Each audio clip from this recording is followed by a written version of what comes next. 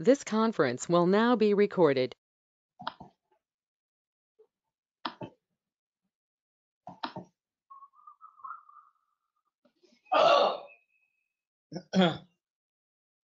अद्य सोमवासरः अथवा इन्दुवासरः ज्येष्ठ कृष्ण तृतीया चतुर्थी च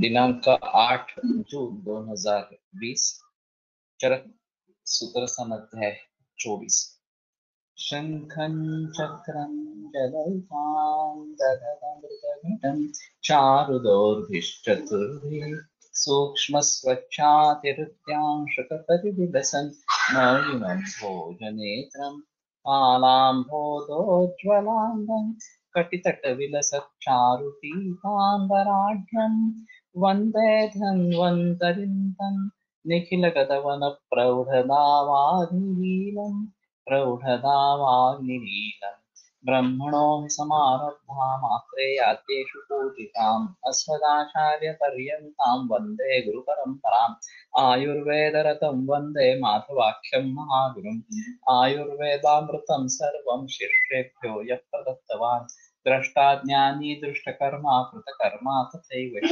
अध्यापको विश्वश्रेष्ठो महान् संशोधकस्तथा गुणैरेतैः समुदितैः यत्कार्यं ततनोऽर्धसः समृद्ध्यर्थं हि कार्यस्य वयं प्रयतामहे सरस्वत्यै नमो यस्याः प्रसादात् पुण्यकर्मभिः बुद्धिदर्पणसङ्क्रान्तं जगदध्यक्षमीक्षते आत्रेयं प्रथमं वन्दे आयुर्वेदजगद्गुरुम् आयुर्वेदामृतं सर्वं गृहीत्वा हि सुरेश्वरात् अग्निवेशादिकेभ्यो यत् प्रयच्छत् सत्तमः प्रथमं तन्त्रकर्तारम् अग्निवेशं नमाम्यहम्।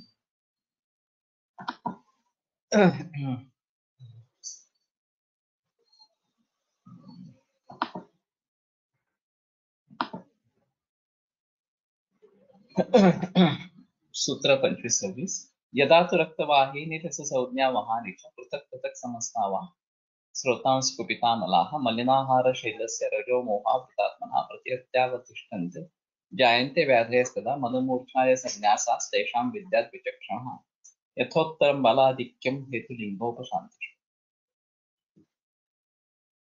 तर्हि यदा तु रक्तवाहिनी एवं रससंज्ञा वहानि च पृथक् पृथक् समस्तावा कुपितामलाः श्रोतांसि तानि प्रतिहत्य अवतिष्ठन्ते तस्य पुरुषस्य मलिनाहारशीलस्य रजोमोहावृतात्मनः पुरुषस्य तदा मदमूर्छाय संन्यासाः व्याधयः जायन्ते तेषां यथोत्तरं बलाधिक्यं हेतुलिङ्गोपशान्तिषु यथोत्तरं बलाधिक्यं विचक्षणः विद्यात् अयं तत्र अन्वयः। तर्हि पृथक् पृथक् समस्ता वा कुपितामलाः आइदर अलग अलग तरीके से प्रकुपित हुए या सभी दोष अगर प्रकुपित हुए हैं और रक्तवह और सहसा संज्ञावह इन स्रोतों का आश्रय करके वहां पे रुक जाते हैं। मलिनाहारशील जो व्यक्ति है या जो मोह से आवृत जिसकी आत्मा है अथवा जिसका मन है तदा व्याधयः मदमूर्छाय संन्यासः व्याधयः जायते। तब ये मदमूर्छाय संन्यास ये रोग निर्माण होते हैं और हेतु लिंग और उपशमन इनके बारे में इनका यथोत्तर बलाधिक्य समझ लेना चाहिए विचक्षण वैद्य को। तो मद से मूर्छा मूर्छा से संन्यास ज्यादा बलवान इस प्रकार का है, इस प्रकार से ये बताया है। तो मलिनाहारशील ये एक हेतु इसमें अहम इस प्रकार का है और रजो मोहावृतात्मना तो रज और मोह इनका आधिक्य इस प्रकार का होना ये भी एक अहम चीज इसमें है। दुर्बलम चेतस स्थानम यदा वायु प्रपद्यते मनोविक्षोभयन् जंतो संज्ञां सम्मोहयेत् तदा पित्तं चैव पित्तमेवं कफश्चैव मनोविक्षोभयन् नृणां संज्ञां नयत्याकुलतां विशेषश्चात्र लक्ष्यते। जब वायु दुर्बल इस प्रकार के मन के स्थान जो हृदय है वहां पे पहुंच जाता है तथा मनोक्षोभेन जंतु संज्ञाम सम्मोह, तब वो मन का विक्षोभ निर्माण करके संज्ञा का मोह इस प्रकार का निर्माण करता है।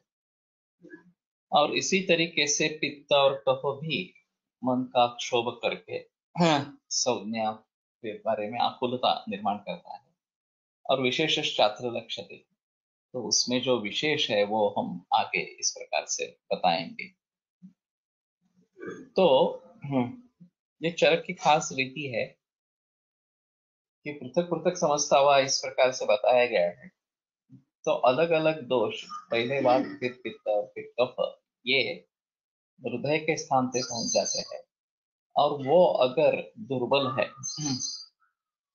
तो मन का विक्षोभ करके वो इस प्रकार के विकार निर्माण करते हैं। तो इसमें रजो महावृत वन पहले से ही है, ये एक अहम चीज है। मलिनाहार हाँ, इसका शीलन करना ये और दूसरी चीज है। और फिर ये दोष वहां पे चले जाते हैं। दुर्बल स्थान है मन का, हृदय जो है वो। और फिर वे मद मूर्छा मन संन्यास इस प्रकार के विकार निर्माण होते हैं। तो इन सभी चीजों को ध्यान में रखते हुए एक बलिनाहारशील रजो मोहावृतत्व और दुर्बल स्थान इस प्रकार से, और जो किया जा रहा है वो दोषों के द्वारा किया जा रहा है, और मन का विक्षोभ दोषों के द्वारा हो रहा है, ये भी एक अहम चीज इसमें है। तो ये इन सभी बातों को ध्यान में रखते हुए उसके बारे में सोचना पड़ेगा। सक्तानल्प द्रुताभाषम चलस्खलित चेष्टितम विद्यात् वातमदाविष्टम रूक्षशावारुणा। तो वातमदाविष्ट कैसे जाने? हाँ। सक्त अनल्प यानी कि बहु, द्रुत और भाष आभाष इस प्रकार का। सो भाषण जो व्यक्ति करता है वो सक्त होता है, जैसे कि रुक रुक के इस प्रकार के होता है, लेकिन बहु होता है और बहुत जल्दी जल्दी बोलते हैं। चल स्खलित चेष्टितम, और चेष्टितम जो है वो चल स्खलित इस प्रकार का है। जो भी क्रियाएं होती है वो ज्यादा मूवमेंट्स होते हैं और फिर में उसमें रुकावट इस प्रकार की आती है।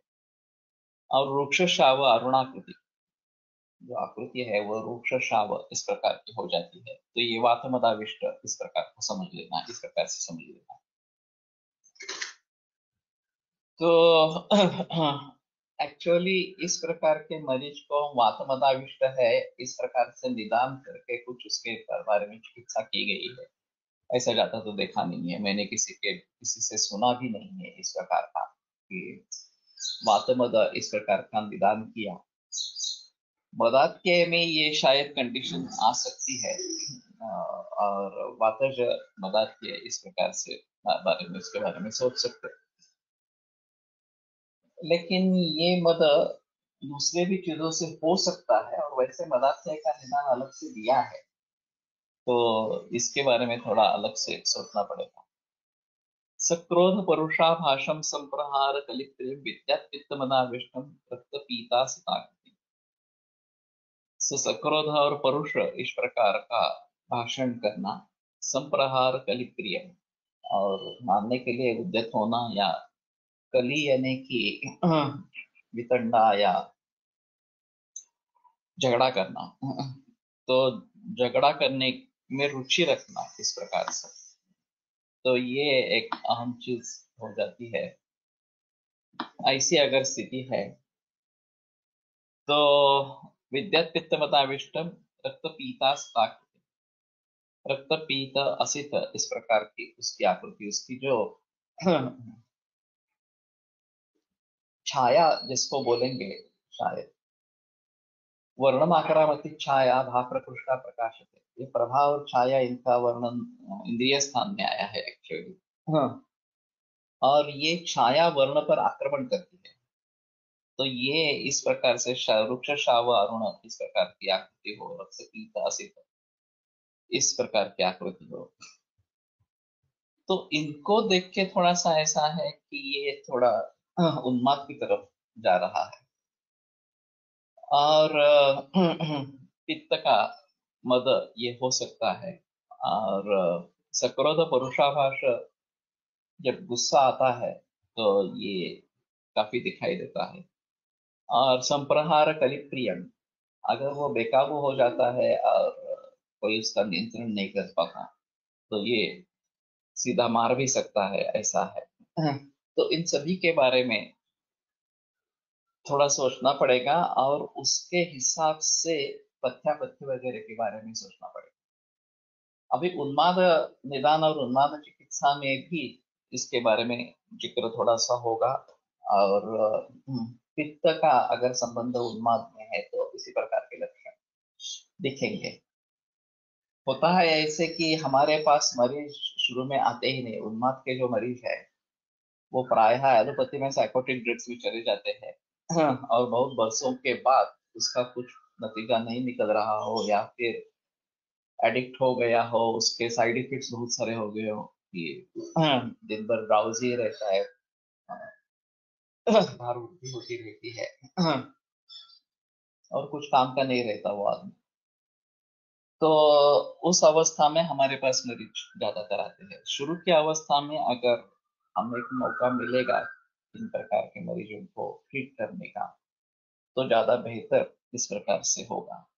और शायद ये पित्त जब मद करके उसके बारे में थोड़ा सोचेंगे। और ये खास करके रस रक्त दृष्टि, इसमें पित्त के बारे में तो रक्त दृष्टि बहुत ज्यादा है, तो रक्त मोक्षण, विरेचन, उपवास, ये सभी इसमें फलरूप हो सकते हैं।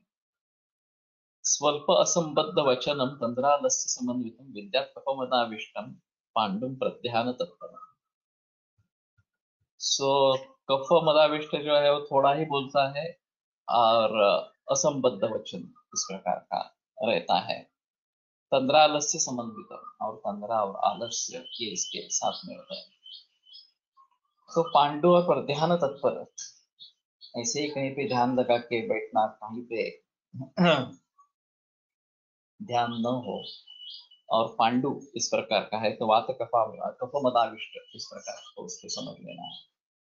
अभी ऑटिज्म की एक बड़ी समस्या है और छोटे बच्चों में ऑटिज्म पाया जा रहा है। और इसमें ज्यादातर देखा गया है कि वैक्सीनेशंस का कुछ रोल है इस प्रकार से। अमेरिका में वैक्सीन देने के बाद ऑटिज्म हुआ ऐसा प्रूव हुआ और कंपनी को कंपेंसेशन देना पड़ा, इस प्रकार से केस हुआ।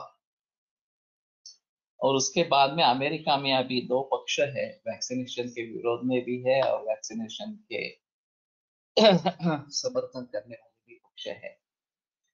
लेकिन वैसे देखा जाए तो जनरल इम्यूनिटी पर ही ज्यादा जोर होना चाहिए। इस प्रकार की इंडिविजुअल रोग के लिए इम्यूनिटी ये अच्छी कंसेप्ट है ही नहीं। What can be the treatment for such treatments, especially in aggravated condition, रसकल्प योजना। Also psychotic medicines लेकर आने वाले उन्मादी रुग्णों रुग्णों के चिकित्सा तत्व अलग हो जाता है क्या सर? इन ड्रग्स का क्या सोचे चिकित्सा में? एक तो ऐसा है कि साइकोटिक ड्रग्स सीधे बंद नहीं कर सकते हैं क्योंकि वो फिर बेकाबू हो जाता है। तो वो धीरे धीरे हटाना है, हमारे ट्रीटमेंट शुरू करनी है। और जहां तक पॉसिबल है पंचकर्म करवाना, ये सबसे अहम है। और ज्यादातर देखा गया है ये कुछ करते नहीं है, दवा भी नहीं लेते हैं। और वो कंडीशन में ही नहीं रहते कि हमारी कुछ सुने। अगर शुरू में ही हमारे पास मरीज आते हैं तो शायद ये बात बन सकती है कि पंचकर्म कराए, तो पंचकर्म के बाद काफी इम्प्रूवमेंट होती है, ऐसा देखा है। लेकिन ये पंचकर्म करवाते नहीं है, दवा भी ठीक तरीके से लेते नहीं है, तो ये बड़ा प्रॉब्लम है अभी इस प्रकार से देखा जाए। और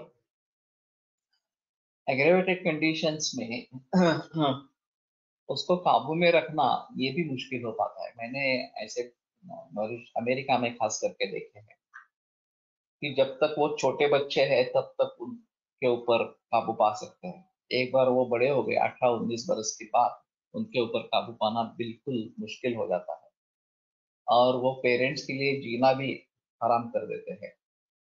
और वहाँ के कायदे कानून इस प्रकार के हैं कि वो सीधे पुलिस को बताते हैं कि पेरेंट्स पर हैरेस कर रहे हैं, और वो पुलिस आके पेरेंट्स को पकड़ के लेके जाती है, अरेस्ट करती है डायरेक्टली। सो ये बड़ी समस्या है इस प्रकार की। हाँ,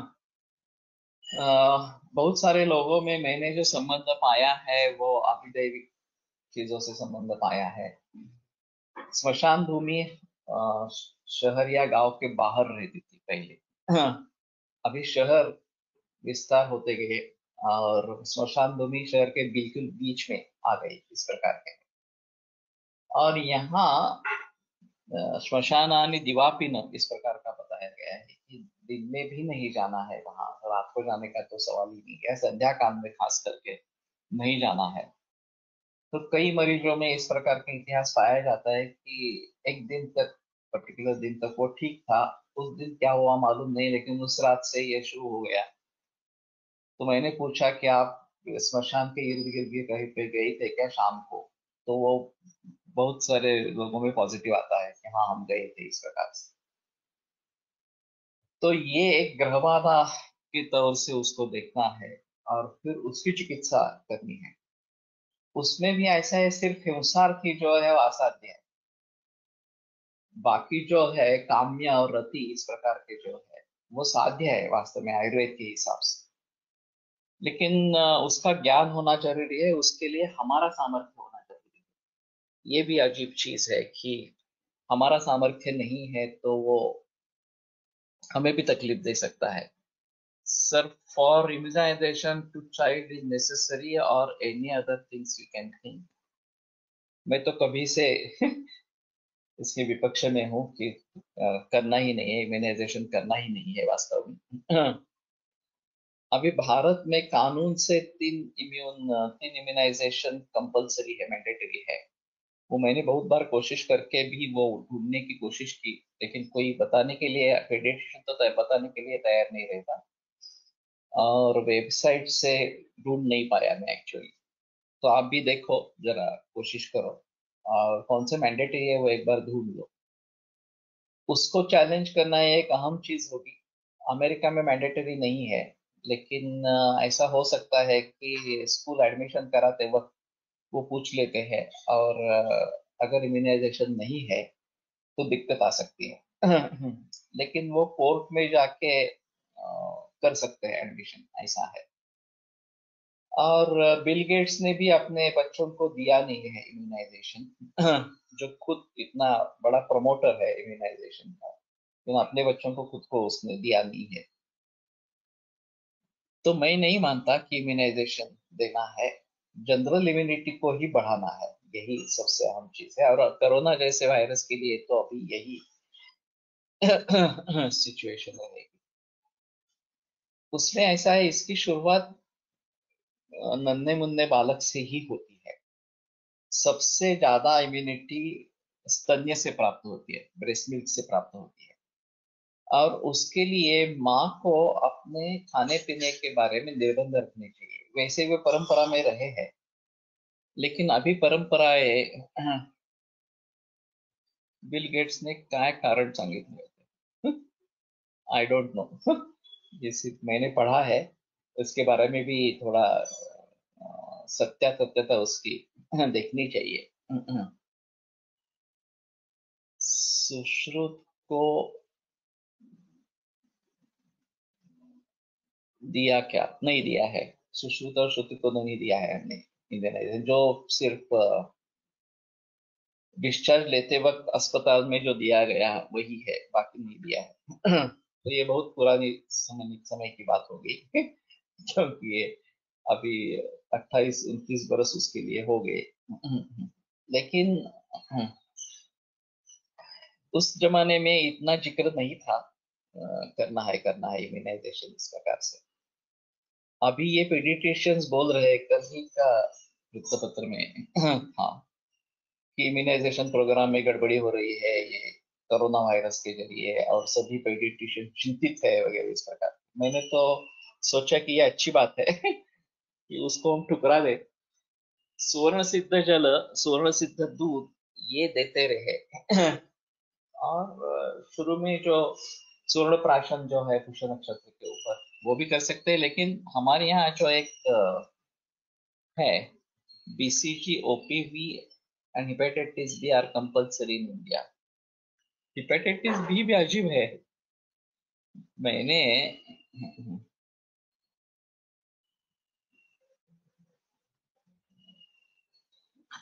DPT था, हाँ।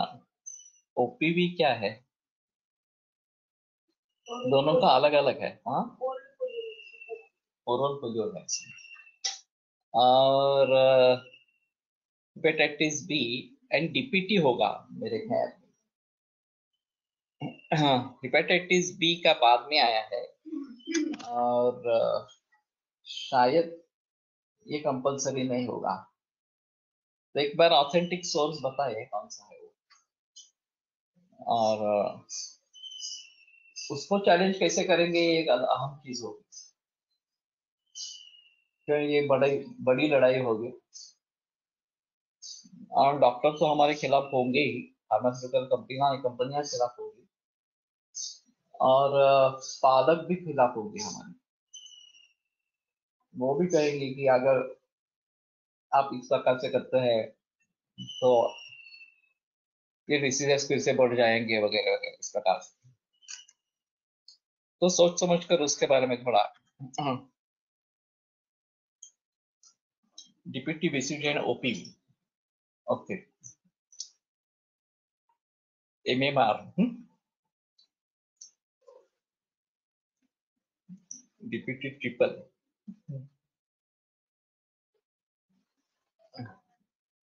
एक्चुअली ऐसा है, मैं जब कॉलेज में पढ़ता था तो ताई राजवाड़े हमारी टीचर थी लास्ट ईयर में।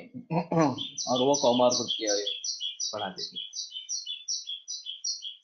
तो ये बात है करीबन 78 79 की। तो ये वैक्सीनेशन उस समय नया था भी। और उनको सवाल पूछा गया था कि वैक्सीनेशन करना है या नहीं करना, आयुर्वेद की राय क्या है। तो वो तो बहुत काफी एक्सपीरियंस थी।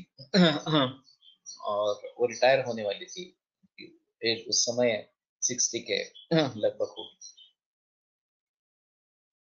तो उन्होंने बता दिया कि अगर आप भली भांति बालक के ऊपर ध्यान देते हैं और दूसरे महीने में उसको लेकर सिनेमा वगैरह नहीं देखने चले जाते, तो कोई देने की जरूरत नहीं है इम्यूनाइजेशन। वास्तव में इम्यूनिटी सबसे बढ़िया आती है वो स्तन्य से आती है। और माता अगर भली भांति पालन कर रही है उपत्य का, तो बालक को इम्यूनिटी मिल जाती है और दूसरे किसी इम्यूनिटी की जरूरत नहीं है। वैसे हमारे यहाँ बाल गुटी है, जो गुटी दी जाती है उसमें काफी चीजें होती है। हिरड़ा होता है, या फिर जायफल होता है, शुंठी होती है, पिपली होती है वगैरह, अतिविषा होती है।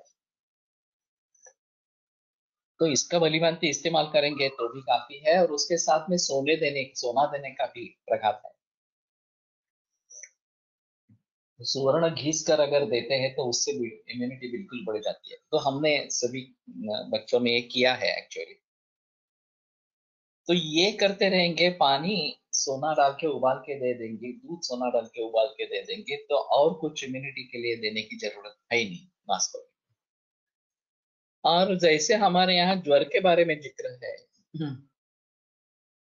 कि ज्वर का निर्माण कैसे हुआ, ये जो पौराणिक कथा उसके बारे में बताई गई है कि दक्ष के यज्ञ का विध्वंस करने के लिए शंकर ने कुछ इस प्रकार के असुर निर्माण किए।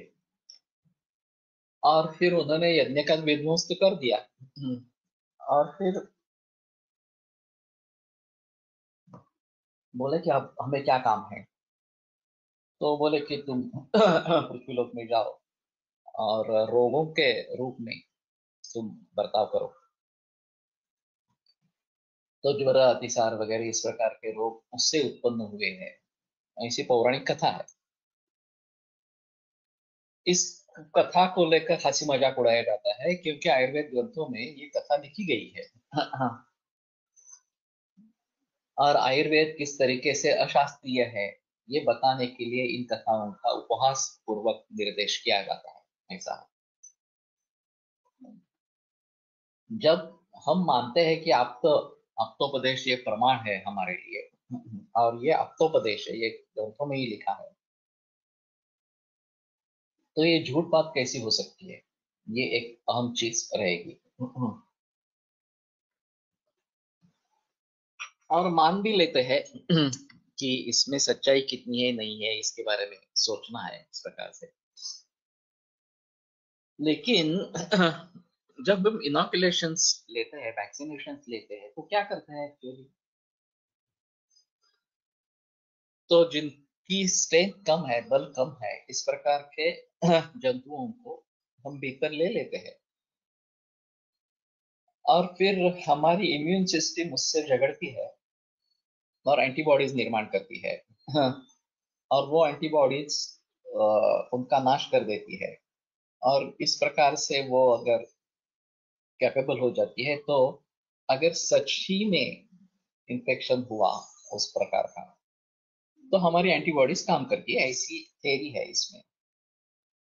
अगर मान लो कि ये हुआ ही नहीं अटैक, किसी का सवाल ही नहीं उठा कि किसी को इस प्रकार से इन्फेक्शन होने का, तो उसका क्या होगा?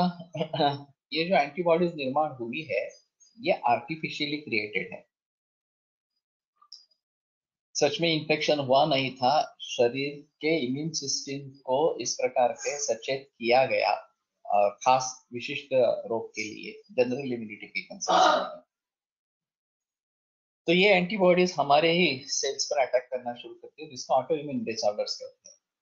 और ये ऑटो इम्यून डिसऑर्डर्स का एक अहम कारण वैक्सीनेशन है, वो एलोपैथी भी मानती है। लेकिन फिर भी कोई भी वैक्सीनेशन के खिलाफ आवाज नहीं उठाती। मेरे पहचान की एक पेडिट्रिशियन है, मुझसे भी 1 बरस बड़ी है। वो चिले में प्रैक्टिस करती है और प्रैक्टिस एक्चुअली आयुर्वेदिक करती है पेडिट्रिशियन। तो वहां पे तो सीधा विरोध नहीं कर सकते हैं अमेरिका में या दूसरे किसी में देश में, ये तो साउथ अमेरिका में हो गया। तो वो बताती है अभी कि देखो इसके बारे में 2 पक्ष है, वैक्सीनेशन देना है नहीं देना है, तुम सब जानकारी हासिल करो और फिर डिसाइड करो तुम्हें देना है नहीं देना है वैक्सीनेशन, इस प्रकार से। तो वो बच जाते हैं कि कोई लीगल एक्शन उनके ऊपर नहीं ले सकता इस प्रकार से। ये इनके लिए काफी आवश्यक इस प्रकार की है। लेकिन अभी वो भी इस पक्ष में नहीं है कि वैक्सीनेशन देना जरूरी है। मैंने कुछ पेडिट्रिशियन से भी बात की थी, उनका भी सभी का कहना है ये बराबर नहीं है, लेकिन ये केवल फार्मास्यूटिकल कंपनीज का गेम है और उसमें काफी पैसा उनसे उनको मिल जाता है। तो ये सिलसिला चलता रहेगा इस प्रकार से। तो हमें अगर लीगली इसके बारे में कुछ करना है, तो हमें उसके बारे में सोचना पड़ेगा। According to allopathy, 6 diseases are vaccine preventable: polio, tuberculosis, diphtheria, pertussis, tetanus, and measles. No added hepatitis B. But ये भी सच्ची बात नहीं है कि ये प्रिवेंटेबल है इस प्रकार से। काफी मात्रा में कम हो सकते हैं लेकिन प्रिवेंट हो जाएंगे ऐसा नहीं है। खास उदाहरण ट्यूबरकुलोसिस है। जब तक ट्यूबरकुलोसिस अकेला था तब तक कोई प्रॉब्लम नहीं था। जैसे ही HIV बढ़ गया, तो अभी बहुत सारे HIV के मरीज ट्यूबरकुलोसिस से ही मरते हैं और इसमें रेजिस्टेंस स्ट्रेन्स काफी डेवलप हो गए हैं।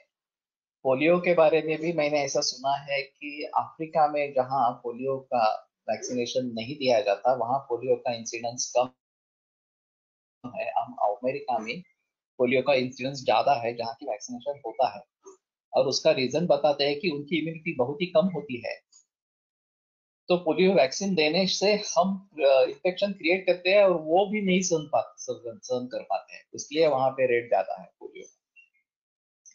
तो इसको रियली चैलेंज करना है, केवल यहाँ पे नहीं, अंतरराष्ट्रीय न्यायालय में इसको चैलेंज करना है। और ये बहुत ही बड़ी इस प्रकार की लड़ाई होगी, क्योंकि ये फार्मास्यूटिकल कंपनी से लड़ाई इस प्रकार से है, और उनके पास सभी है, उनके पास पैसा है, उनके पास डॉक्टर्स है, उनके जनता भी उसके पीछे है। तो ये भी काफी मुश्किल इस प्रकार का है। वैसे टिटानिस के मरीज नहीं दिखते, मीजल्स के अभी भी दिखते हैं, और वो फिर बताते हैं कि ये नहीं, अभी उसका एक जोर कम हो गया है मीजल्स का इस प्रकार के वैक्सीनेशन के बाद।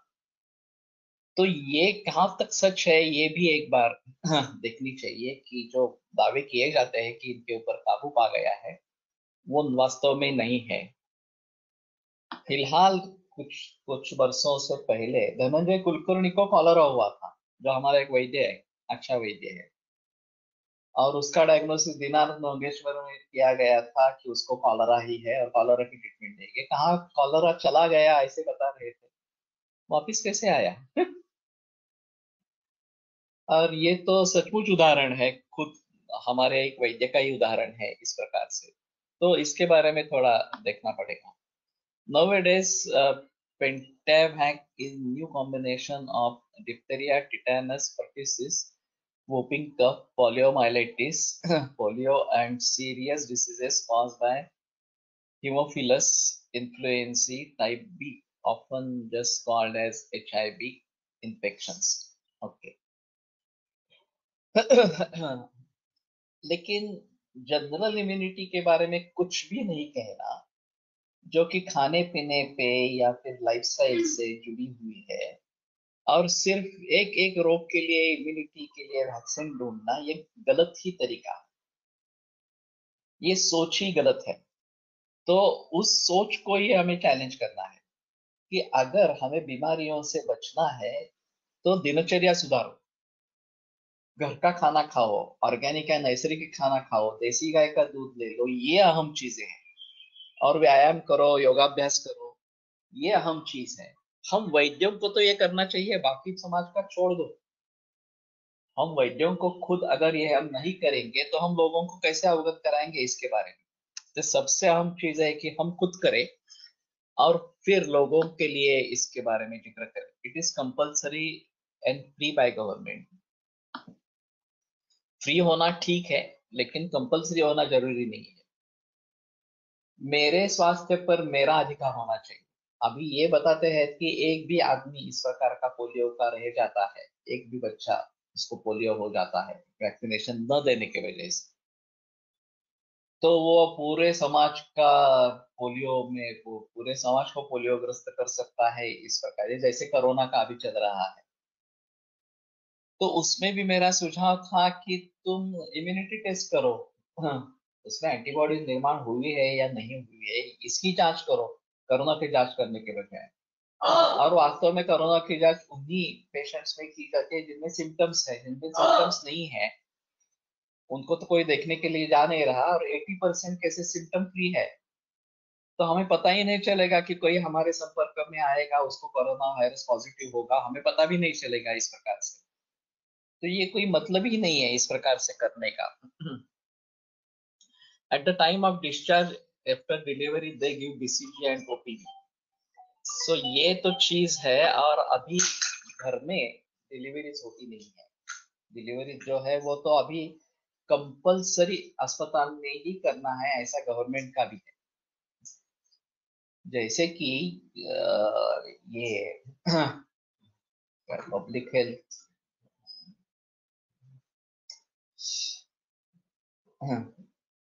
ये टर्शरी जो है, प्राइमरी हेल्थ केयर, पीएचसी, उनको ये काम सौंपा गया है आशा व बाकी वर्कर्स के लिए कि ढूंढो कितनी गर्भवती महिलाएं हैं, और उनका रिकॉर्ड रखो, और वो कंपल्सरीली अस्पताल में, गवर्नमेंट अस्पताल में डिलीवरी के लिए आए। ये देख, उद्दिष्ट अच्छा रह सकता है, उसमें कोई संदेह नहीं है कि किसी की मौत ना हो जाए, बच्चे की या माँ की, इस प्रकार से। लेकिन इसमें दूसरी चीज ऐसी है कि वैक्सीनेशन वगैरह सब चालू हो जाता है, उसी उसी समय से चालू हो जाता है। आज से 40-50 बरस पहले जब ये माहौल नहीं था वैक्सीनेशन का वगैरह का, तो क्या स्थिति थी? वैसे वैद्यक सत्ता नाम की एक आनंद नाडकर्णी की किताब है, ग्रंथाली प्रकाशन। उन्होंने ये सिद्ध करके दिखाया है कि टीबी का इलाज आने से पहले ही टीबी काफी हद तक कंट्रोल हो गया। वो 75% से 12% तक आ गया था, और कारण उसका केवल अच्छा खाना पीना ये था। तो अभी जो बताते हैं कि टीबी के ऊपर हमने कंट्रोल किया है, वो दवाइयों से कंट्रोल किया है, ये गलत बात है। दवाइयों से कंट्रोल नहीं हुआ है एक्चुअली। तो इस प्रकार की जो चीजें हैं, जो संशोधन पहले ही हुआ है, उसको हमें लोगों के सामने रखना है, और फिर ये बात थोड़ी थोड़ी बदलेगी। स्वर्ण प्राशन कितने वर्ष तक देना चाहिए? 2 बरस तक तो देना चाहिए। क्षीरान्नाद अवस्था है तब तक तो देना चाहिए। और वैसे हम निरंतर सुवर्ण सिद्ध जल का पान कर रहे हैं, और सुवर्ण गुड़ की सिद्ध क्षीर ले रहे हैं बहुत बरसों से। ये जब बच्चे छोटे थे, वहां से लेकर 28-30 बरस हो गए, हम सोना डाल के पानी उबाल के लेते हैं, और सोना और गुड़ की डाल के दूध लेते हैं। तो उसमें कोई प्रॉब्लम ही नहीं है इस प्रकार से लेते रहने में। पूरा जन्म तक करते रहो, इम्यूनिटी बढ़ती रहेगी। और उसके साथ में व्यायाम और योगाभ्यास करो, तो ये करते रहेंगे तो वैक्सीनेशन वगैरह कुछ की किसी की भी जरूरत नहीं है। Actually, vaccination arises to avoid excessive deaths due to these diseases. But here we should first understand ancient Indian view of developing better humans. Dr. B.M. Hegde from Manipal University opposes vaccination. He says the best vaccination for child is the mud and other things they put in their mouth while playing. The germs that enter through this medium help to develop natural immunity.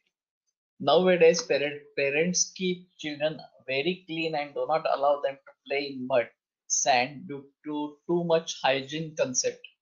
Best example of is the immunity comparison of village children and city children. ये तो सही है। और अभी जो माहौल चल रहा है पूरे विश्व भर में कोरोना के हिसाब से, अमेरिका, स्पेन, इटली, फ्रांस, यहाँ बहुत सारे डेथ्स हो रहे हैं। ये ज्यादा क्लीनलीनेस का ही परिणाम है। वो उनको आदत ही नहीं है इस प्रकार के इन्फेक्शंस को सहन करने की।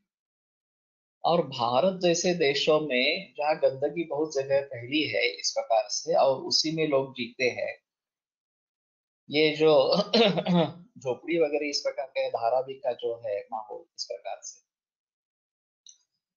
वहां पे रहकर भी लोग बीमार नहीं होते हैं, इसका क्या मतलब है?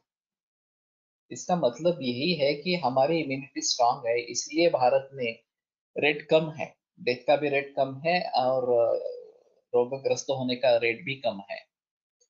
तो ये अच्छी बात है, ऐसा मैं नहीं मानता, लेकिन जो हेगड़े सर कह रहे हैं वही सही बात है कि हमें नेचुरल इम्यूनिटी किस प्रकार से, गंदगी में रहे ऐसा नहीं है, लेकिन मिट्टी में खेलने दो बच्चों को।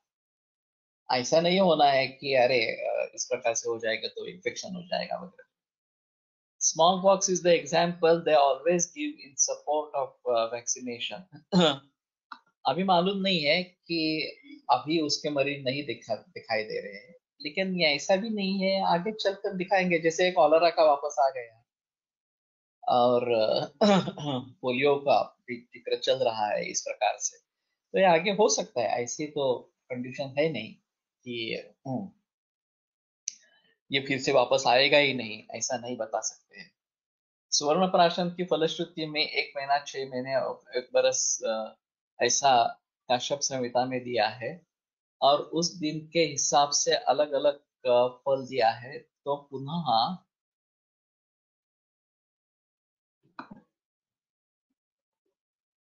तो पुष्य नक्षत्र से शुरू करके 1 महीना 6 महीने देने से स्वर्ण देना अपेक्षित है क्या?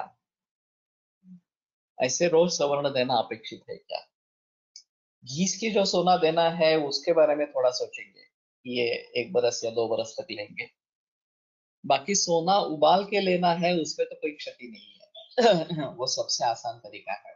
और उसमें सोना कम भी नहीं होता एक्चुअली, जो होता है वो बहुत बिल्कुल कम, बिल्कुल छोटी मात्रा में कम होता है, जिसको कोई देखने की जरूरत इस प्रकार की नहीं है। मी सुद्धा खूप वर्षापासून रेग्युलर सुवर्ण सिद्ध जलच घेते. ओके. पूर्वी चिकन पॉक्स होत नव्हते तेव्हा सुवर्ण प्राशन का देत नव्हते. Even TB was boom in 60s, in plague epidemic also. No Ayurved was used. Why? Actually Ayurveda फिर से उभर आ रहा है। ये बीच में जो कालावधि हुआ है वो हमारे लिए एक बहुत कालावधि इस प्रकार से कहेंगे। और आयुर्वेद को बहुत सप्रेस किया गया था ब्रिटिश नीति में, और स्वातंत्र के बाद ये शुरू होना जरूरी था लेकिन हुआ नहीं। अभी ये उभर आ रहा है और इसका श्रेय बिल्कुल कोलटकर सर जैसे गुरुवर्यों को। अगर उन्होंने ये शुरुआत नहीं की होती तो आज ये हम डिस्कस भी नहीं करते।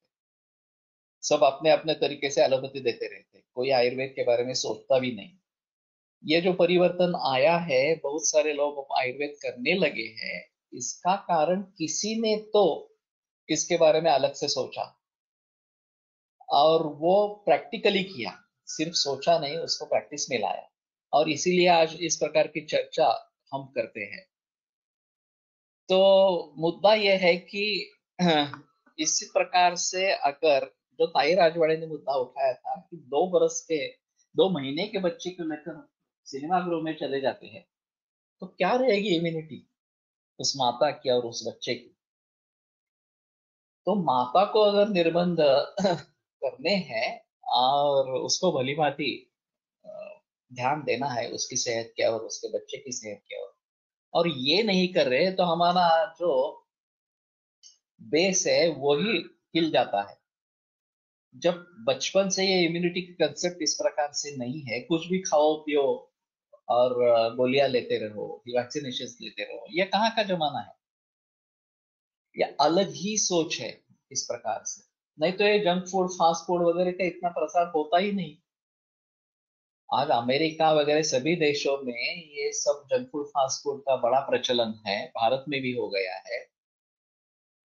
तो ये क्यों होता इस प्रकार से? अगर हम खाने की तरफ ध्यान देते और अच्छा ही खाना खाते, घर का ही खाना खाते, ये संकरित धान वगैरह ये तो और आगे की चीजें हैं, संकरित पशु ये और भी आगे की चीजें, इसके बारे में किसी को पता ही नहीं है। और वो जो पोल्यूशन बढ़ रहा है विविध तरीके से, अन्न में है, पानी में है, मिट्टी में है, हवा में है, उसको कैसे रोके? तो ये सबसे अहम चीज है कि हमें इन सभी के बारे में सोचना है। और सुवर्ण सिद्ध जल, कई सुबह उठते ही पानी में सोने का कंगन या वड़ सोने इस प्रकार के डाल के उबालना है। जब उबले तब सोना निकाल लेना है और वो पानी वैसे ही रखना है। और शायद आपको गर्म पीना हो तो थर्मास में रख दो, ठंडा पीना हो तो ठंडा करके फिर पी लो। लेकिन आज का आज ही इस्तेमाल करना है, आज का कल नहीं इस्तेमाल करना, इतना ही उसमें है। और कुछ मरीजों में जैसे कि किडनी फेलियर में है, हम उनको बताते हैं कि उसका काढ़ा बनाओ, एक चौथा ही हिस्सा ही रखो, 3/4 पानी जो है वो उबाल के निकाल दो इस प्रकार से। तो ये भी कितना सन, कितना सोना, कितना पानी, समथिंग लाइक दैट। एक्चुअली ऐसा कुछ नहीं है। पानी आपको जितना चाहिए सभी लोगों के लिए, 2 लीटर 3 लीटर पानी वैसे हमारे हिसाब में कम ही पीना है। वर्षा ग्रीष्म ऋतु और शरद ऋतु में पानी की ज्यादा जरूरत होती होती है, बाकी तो पानी कम ही पीना है। तो जितना पूरे परिवार के लिए पानी चाहिए उतना पानी रखो, उसमें सोने का अंगूठी या कंगन ऐसा डालो। हमने एक अलग से बना लिया है जिसमें कि अंदर ताम्र है और ऊपर सिर्फ सोने का आस्तरण चढ़ा है उसके ऊपर। ये मिलता नहीं है, बनवाना पड़ता है। हमारा एक सोनार है एक्चुअली, पहचान वाला, उससे हमने बनवा लिया है वो। और जब वो बनवा लिया था, मेरे ख्याल में, मुझे पता नहीं, अभी 3 ग्राम कुछ सोना ऐसा कुछ लगा था उसमें। अंदर तांबा है, ताम्र है। और 15,000 खर्चा उस समय में आया था, 1-2-3 बरस की पहले की बात है। लेकिन हमने वो बनवा के रखे हैं। और जब हम घृत सिद्ध करते हैं उसमें भी हम डालते हैं ये जो रक्त कल्याण का घृत करते हैं, उसमें भी हम वो सोना डालते हैं इस प्रकार से। दूध सिद्ध करते हैं तो उसमें भी वो डालते हैं, ऐसा करते हैं। तो ये करते रहे, ये बेहतर इस प्रकार का है। नहीं तो ये वड़ जिसको बोलते हैं, जिसमें कुछ मणि का संबंध नहीं रहता, वो भी डाल सकते हैं। 1 ग्राम, 2 ग्राम, 3 ग्राम, 4 ग्राम, आपकी हैसियत से करो, जितना डाल सकते हैं उतना डालो इस प्रकार से। But after delivery here in India, also allopathy is advised to take full normal diet from third day. ये तो गलत चीज है ना। उनको उसके बारे में कुछ कुछ पता नहीं है। वास्तव में एमबीबीएस के कोर्स में सिर्फ 2 क्लॉक आवर्स, 2 घंटे फूड एंड न्यूट्रिशन के लिए दिए गए हैं। ये मजाक है really.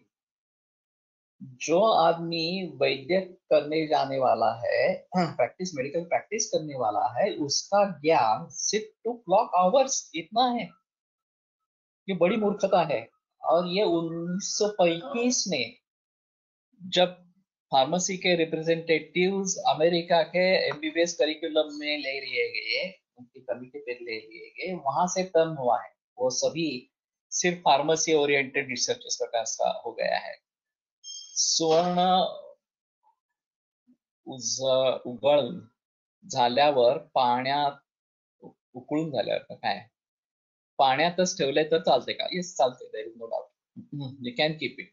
Only thing is people are afraid whether it may be lost or something. So, हमने भी कुछ गवाए हैं इस प्रकार से। लेकिन ठीक है, अगर आप रखते हैं तो कोई प्रॉब्लम नहीं है, आपको ध्यान देना है बस, बाकी उकळून झाल्यावर। मी जीर्ण ग्रहणी आंबात एक्सेट्रा रुग्णात चतुर्थांश सिद्ध सुवर्ण जल सांगतो, चिकित्सा लवकर फलद्रूप होते। ये सभी में बता सकते हैं, उसमें कोई प्रॉब्लम नहीं। Concept of mother have to be evaluated in criminals. सोचना पड़ेगा। इसमें 2 अहम चीजें हैं, ये हमारा विषयांतर हो जाएगा। साइकियाट्रिस्ट का ऐसा कहना है कि बाय बर्थ कोई क्रिमिनल नहीं होता,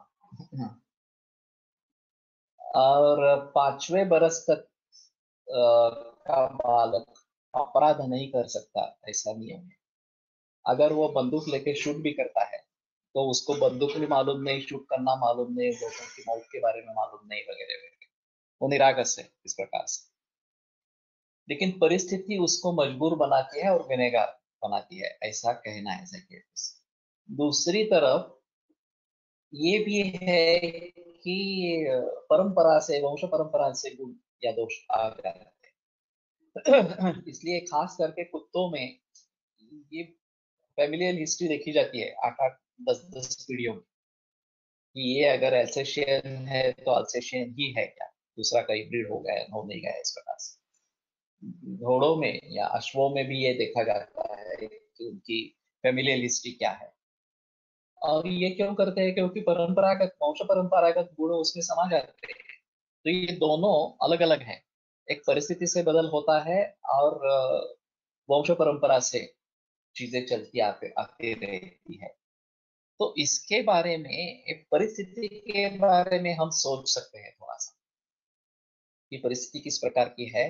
और उस परिस्थिति में भी कुछ लोग ऐसे होते हैं कि ये सबको सहन करके भी वो अच्छे हो जाते हैं। गुनहगारी की तरफ मुड़ते नहीं है इस प्रकार से। बाबा साहेब आम्बेडकर से लेकर ज्ञानेश्वर या तुकाराम और बहुत सारे लोग ऐसे हैं कि जिन्होंने बहुत हालातों का सामना किया, बहुत कष्ट सहन किए, फिर भी बदले नहीं वो इस प्रकार से। तो ये होना चाहिए कि परिस्थिति कितनी कारण है और उस व्यक्ति का मूल स्वभाव कितना कारण है, जो वंश परंपरा से वगैरह से आया होगा इस प्रकार से। तो इसके बारे में हमें सोचना पड़ेगा। लेकिन ये गुनहगारों में देखना चाहिए, मुझे पता नहीं है अभी उसके बारे में कुछ दिलचस्प है। Basically the idea that food nourishes mind is told only by Ayurveda. Nowadays the food itself is the very cause of downfall of society। ये एक चीज है।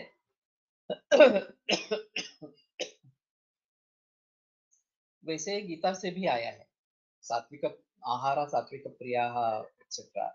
तो भगवत गीता में इसके बारे में जिक्र है। और अन्नमयम ही सौम्यमय मनः, ये छांदोग्य उपनिषद से है। आहार शुद्ध सत्व शुद्धि, ये भी छांदोग्य उपनिषद से है।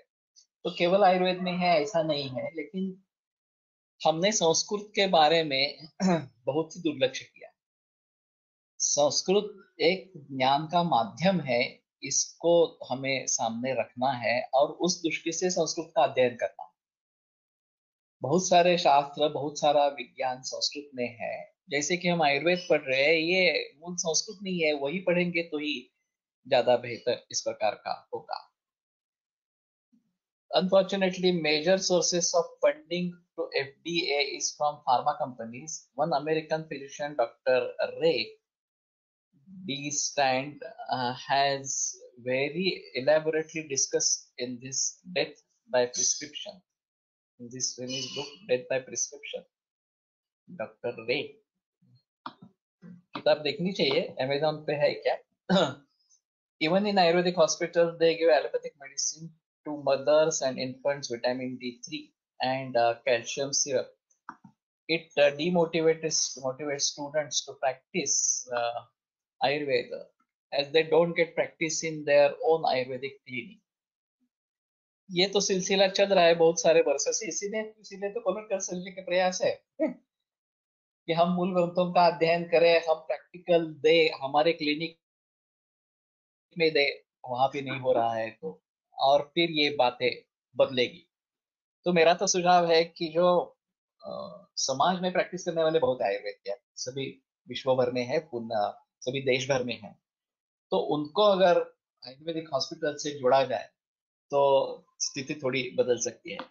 While suggesting diet as per Ayurveda to lactating mothers in one repeated institute, it is sad to say that some Ayurveda graduates oppose me and ask patients to have full diet। मैंने gym में काम किया है, मुझे diet के बारे में मैं सीखा था, सोसाइटी में क्या कंसेप्ट है ये जानना था, सीखना था। तो ठीक है ना, तो वो और जो नेचुरल डाइट है उसके बारे में सोचे। Not only food but thought process, बुद्धि, प्रकृति etcetera factors are also determining action of person। Darshan Shastra and spiritual thoughts regarding regulating it। Sir, immunisation and ग्रहबाधेचा कसा विचार करावा? आफ्टर इम्युनायझेशन ग्रहबाधा काही पेशंट मध्ये दिसून येते। इम्युनाइजेशन से नहीं होगा, वो अलग कारण होगा उसका। वरवधु में जाति के विचार नहीं तो कुत्ते का सोचते हैं। कुत्ते का सोचते हैं, ये समझाने में कुत्ते का है, कुठे का सोचते हैं ऐसा। ये अलग चीज है। मुझे यह अनुभव आया कि आयुर्वेद का आहार और जिम में जो आहार बताया जाता है उसमें बहुत अंतर है। मैंने उनको काउंसलिंग करके बदलने का प्रयास किया, उनको बहुत पॉजिटिव रिजल्ट्स आए हैं। बहुत अच्छा है। Yes sir, available. हाँ, अवेलेबल है। ये मेरे ख्याल में अभी हम रुकते हैं। Yes, Death by Prescription is a very good book where cases have been described with you. Described that due to allopathy medicine, people have died. It is written by American doctor. Can one collect data about angioplasty and bypass surgeries, immunization program, etc. all over India in the corona time, that is since March 23rd onwards, that will prove lot of things about usefulness of these things, rather uselessness of this thing. When Veer Savarkar had to initially eat very bad food in cellular jail for years, but he could keep his mind clean due to practice of yoga. The food used to contain germs and insects and was very badly prepared. Otherwise, the natural thought of suicide in those jails was obvious. स्मशानभूमीत अंत्यविधी कमी झाले lockdown period मध्ये, कारण लोक दवाखान्यात गेले नाहीत. That is true. Correct. Uselessness only mean. So हमारे एक चितौड़े काका है, उनका कहना था मेडिसिन को जब इन्होंने आवश्यक बता दिया तो ये सबसे बड़ी भूल है. खाने पीने की चीजें उपलब्ध हो, अच्छा खाने पीने की, ये सही है, लेकिन मेडिसिन जो है, दुकानें जो है मेडिसिन की, उसको चालू रखना है या अत्यावश्यक चीजों में आ गया, ये सबसे बड़ी भूल है, ऐसा उनका कहना था. तो ठीक है. अभी इसके बारे में सोचेंगे, लेकिन ये काफी विषयांतर हो गया, आगे इसको लेकर चलेंगे. आयुर्वेद प्रकांडो निगदित इह हि शल्यतंत्र प्रधानः, शिष्येभ्यः शाश्वतोऽयं निखिल जनकृपा व्याप्त चित्तेन येन आयुर्वेदस्य वाञ्छन् पुनरपि भुवने ताञ्च सुष्ठु प्रतिष्ठां श्रेष्ठं धन्वन्तरिन्दं प्रणमति च सदा वैद्यवर्गो हि नूनम् वैद्यवर्गो हि नूनम्. विरम्यते व्याख्यानव्यापारात्. श्वः पुनरपि मिलिष्यामः.